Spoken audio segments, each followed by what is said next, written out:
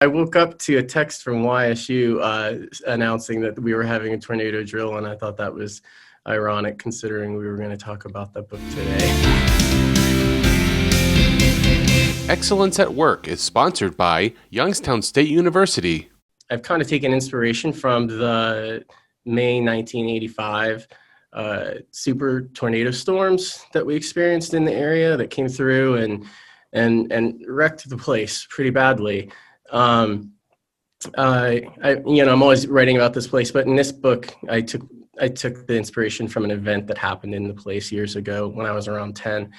And I wanted to write about a community that is facing devastation of a certain kind.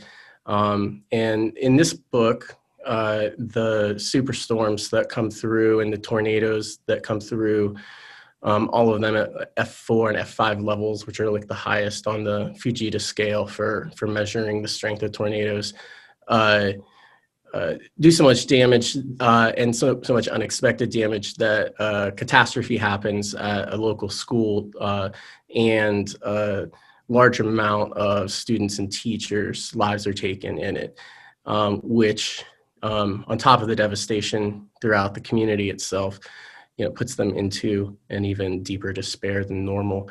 And what follows that opening is the story of a girl named Ellie Frame, who's lost all of her friends in that accident because she wasn't at school that day.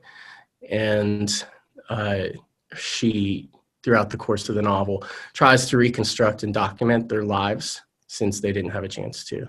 And some supernatural stuff kind of happens. There's always some supernatural stuff in whatever I write, a lot of ghosts and magic. But in this case, yes, she just, people, the entire town, the community itself becomes haunted, which was a kind of ghost story I wanted to figure out how to tell, because most of the time ghost stories are about an individual or a couple of people who are haunted by something.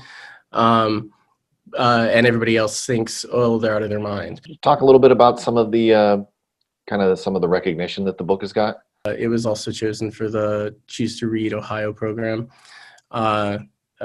which is a reading list that the state of Ohio's library and the Ohio Center for the Book and the Ohio Anna Library collectively put together. They do it every 2 years. So the book is on that list for the next 2 years as a book for librarians and school teachers to encourage students to read Ohio writers, and was specifically selected, I think, for the purposes that it does deal with community grief, and it felt very timely with what people have been dealing with during this pandemic, that suddenly the book made sense to people, even though it came a couple of years before the pandemic occurred. Other than that, it was also a finalist for the Locust Award, which is a trade publishing magazine award. What do you teach at Youngstown State University, creative writing? Yeah, I teach creative writing at Youngstown State. I'm the campus coordinator for the Northeast Ohio MFA program, which is a regionally shared program between YSU, the University of Akron, Kent State, and Cleveland State Universities. So it's formed under a similar model to the NeoMed program that we have in the area, where, regional universities are cooperating in order to offer programs that they might not ordinarily be able to as an individual university. Any advice if anyone out there is a creative writer or is thinking about getting into that? I know, I think Stephen King always says, if you want to be a writer, you have to write. I do think going through a period of writing every day is something that writers should do, but mostly in the years of their being trained to be a writer, so that you can create, the practice of discipline to be able to complete something. If you're wanting to write a novel, you're going to be writing over several hundred pages, and that doesn't just sort of happen overnight. So you have to be able to come back to the table every day and still be invested in that story enough to sit down and continue literally making it up and making it make sense.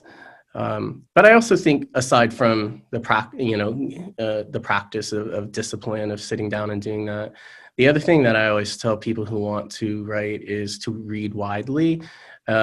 Most people have a very specific kind of story that they like to read. Some people like to read romance novels, some only mysteries, some supernatural, some thrillers, and I think that what I did that taught me a lot was I read very widely, even if it wasn't a kind of book that I was inherently interested in. And the reason why was because each kind of story uses different techniques, and I felt like I could learn from other kinds of writers of different kinds of fiction and bring kinds of, things that they did, techniques that they used into my own writing for my own purposes. And if I didn't do that, I think that I would have a much more limited skill set as a writer. You working on anything right now? A collection of short stories is almost finished, a new one of those, and in the midst of trying to rewrite a new novel. Rewrite. They're all rewritten, sometimes multiple times. Oh, okay. The first draft is called first for a reason. Well, I didn't know if you were actually Yeah, I got it. I mean, from scratch. It's never done. Yeah. Sometimes it's I have two separate words. One is a rewrite and one is revision. Revision is when I feel like I have a solid manuscript that just needs to be, have some spots worked on and, line editing and polishing and things like that, but everything is mostly in place. But rewriting is when the manuscript isn't working yet completely, and I have to do some more heavy lifting, move some chapters around, maybe throw some chapters out, reimagine new ones, think of different storylines to get from point A to B that are more interesting. So I always think, first ideas get some a general kind of template for a story down, but after that, in the rewriting and revision processes is when things become actually more inventive than the first draft. Excellence at Work is sponsored by Youngstown State University.